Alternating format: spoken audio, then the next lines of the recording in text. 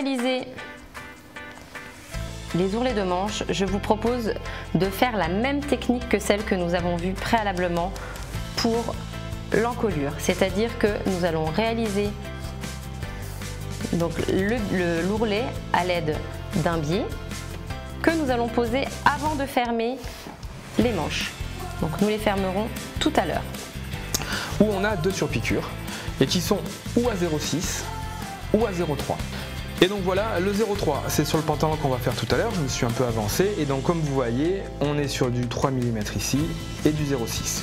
Après, il y a une troisième code très présente qui existe, donc c'est la triple surpiqûre. Donc la triple surpiqûre c'est quoi?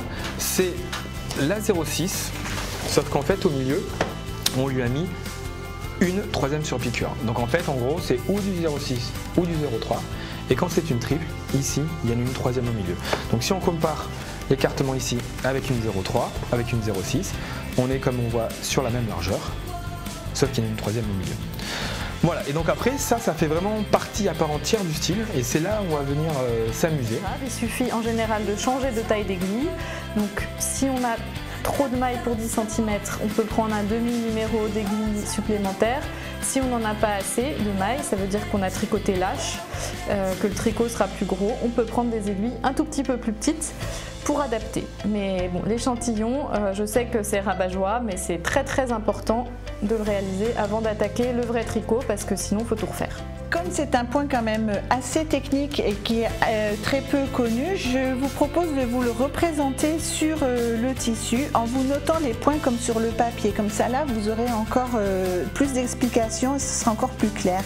Donc on va sortir en 1 et là on parle pour les droitières. Piquer en 2 et ressortir ici qui est en fait le 3. Alors c'est parti. Alors là j'ai fait des très gros points, je suis peut-être allée un peu fort d'ailleurs, c'est pas très grave.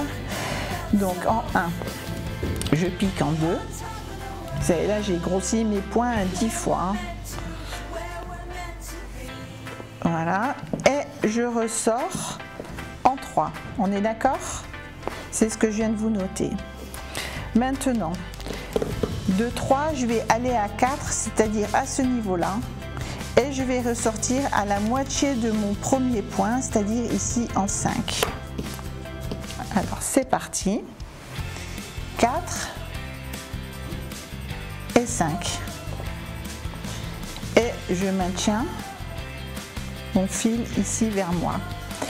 Je repique en 6 et je vais ressortir à ce niveau-là, c'est-à-dire à l'emplacement de mon 2, ce qui va en fait me donner mon 7. Et du coup, moi, ma première question, c'est quel est l'intérêt de faire un cosmétique maison plutôt que d'en acheter dans le commerce un tout fait? Quels sont les avantages? Alors, tous les avantages de la cosmétique maison, il y en a pas mal en fait. Le premier, c'est une raison écologique. Pourquoi? Parce qu'en fait, la société Jolie Essence, donc je représente, propose des ingrédients qui sont naturels, donc 100% naturels, pour la plupart tous bio. Voilà, qui sont certifiés par des chartes écologiques et bio comme EcoCert ou Bureau Veritas. Après, ce qu'il faut savoir, c'est qu'on propose aussi des packaging vides pour pouvoir mettre vos préparations qui sont réutilisables, recyclables, et on favorise aussi les origines Europe et France pour éviter justement les émissions de CO2 et voilà, tous les transports assez longs pour faire venir les produits.